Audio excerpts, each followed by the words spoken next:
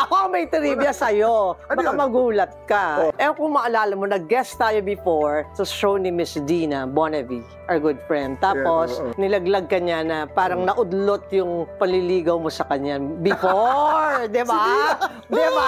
Totoo ba yun? Paano nangyari doon? Katawaan lang. Hello, Miss Pelly. Ano lang to? Katawaan lang. Si Dina kasi. Ano ba, na friend zone ka ba doon ni Dina? Hindi, because we took a seminar together called People Synergistically Involved or PSI. Doon ko nakilala si Dina eh. And then... Hindi, pero sabi nga niya, parang nag-attempt ka manligaw, pero... No, we were going out. We were going out. Pag pumupunta ako sa Malate, pride and joy ko, kasama ko si Dina Bonavie eh. We would go to Republic of Malate, we would walk around Malate with Dina Bonavie.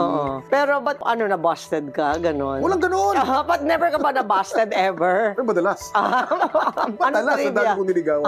Sino mga niligawan sa mga artista na na-busted ka? Well, nag-girlfriend lang. ko si Chiki for a long time. Oo. Mutual friend natin. Oo. Chiki is now in Canada. I'm proud of Chiki because... Yung mga na-busted, pakit Hindi ba lang. Hindi ba Paano makita naman the other side of Kim? Parang... Sino ba bumasted sa akin? Nagsisi na sila ngayon. Si Bina Morales. Si Bina. Si Sis? Sino Si pa? Bina, hindi naman ako nag-propose. Pero alam niya humirit ako eh. Alam niya, papunta ako ron eh. Nag-iba? Okay lang. No hard feelings. Sino pa? Pero but Vina and I, whenever we see each other.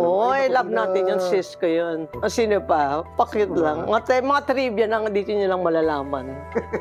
Alam ba yan ni Pelly? Ayaw. Basta marami tayong naging kaibigan at wala akong nakaaway.